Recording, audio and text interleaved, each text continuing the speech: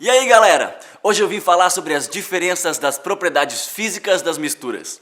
No caso da diferença de tamanho dos componentes, temos como método de separação a filtração. Quer um exemplo? Bom, um bom exemplo é coar um café.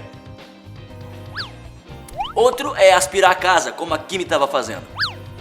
A catação também é um método bastante comum para separar uma mistura sólido-sólido. Quem nunca escolheu ou viu alguém escolher feijão? A gente vai tirando, catando as pedrinhas, poeiras, cascas e separando dos grãos de feijão.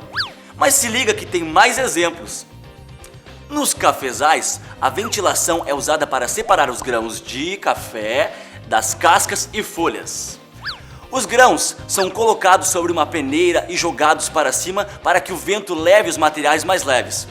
Ainda tem a tamização ou peneiração, que é bastante usada na construção civil para separar a areia grossa da média da fina para os diferentes tipos de rebocos de parede.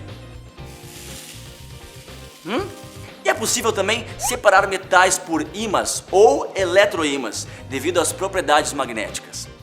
Lembra quando a gente falou sobre a reciclagem das pilhas? Os compostos ferrosos são separados dos demais dessa forma. E Thiago, o sal que é extraído da água do mar, como ele é separado? Bem, essa é uma mistura do tipo líquido-sólido. A mistura de sal e água nas salinas é exposta ao sol. Com a elevação da temperatura, a água passa para o estado de vapor, havendo assim a separação dos componentes. Então, nesse caso, a separação é por evaporação. E aquele óleozinho trifásico usado depois do banho, tem como separar? Claro, é possível separar as diferentes fases usando um funil de separação. Pela diferença de densidade, as camadas ficam uma sobre a outra. Basta abrir a torneirinha do funil e ir controlando a separação de cada uma das fases. Ah, e tem também a decantação, né? Que permite separar a fração sólida da líquida de uma mistura. Isso mesmo! Um exemplo é o que ocorre na estação de tratamento de água, quando a matéria orgânica é separada em grandes tanques de decantação.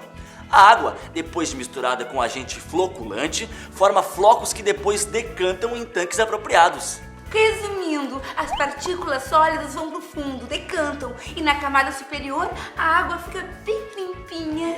Por isso é possível também separar dois líquidos, por exemplo, a água e o álcool, através da destilação fracionada. Sabemos que as substâncias puras têm ponto de ebulição constante, então basta aquecer a mistura e ir controlando a temperatura que corresponde ao ponto de ebulição de cada uma e ir recolhendo separadamente as diferentes frações. Dos alambiques, este processo é bastante comum.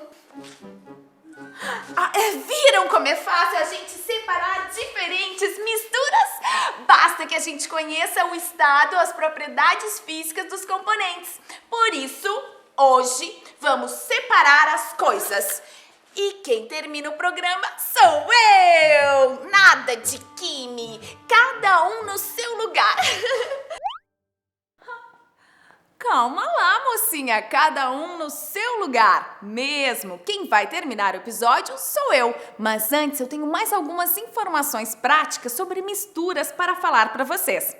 Voltando à destilação fracionada, vocês lembram do petróleo? Pois é, diversas frações que compõem o petróleo são separadas por este processo. É obtido o óleo diesel, usado em caminhões, navios. O querosene, usado em aviões.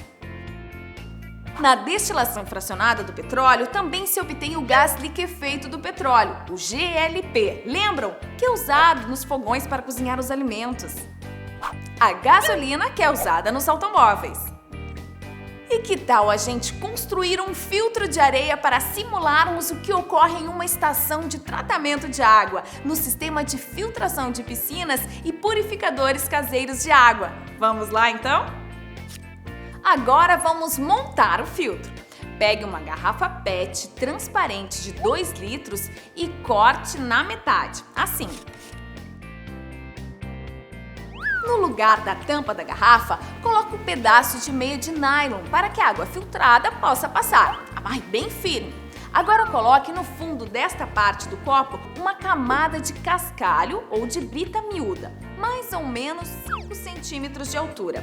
Sobre essa camada, coloque areia fina, uns 8 centímetros. Pronto, nosso filtro já pode começar a operar. Agora que o filtro está montado, é só derramar bem devagarzinho a nossa mistura e observar a diferença da água que sai por baixo. Olha só, a água que passa pelo filtro fica bem limpinha. A serragem e a terra ficam retidas nas camadas filtrantes. Legal, né, pessoal?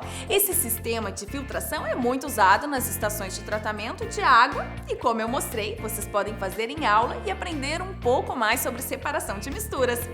Bem, pessoal, então, mãos à obra. Preparem o material e exercitem com os colegas. Agora sim, o episódio vai terminar. Até mais, tchau!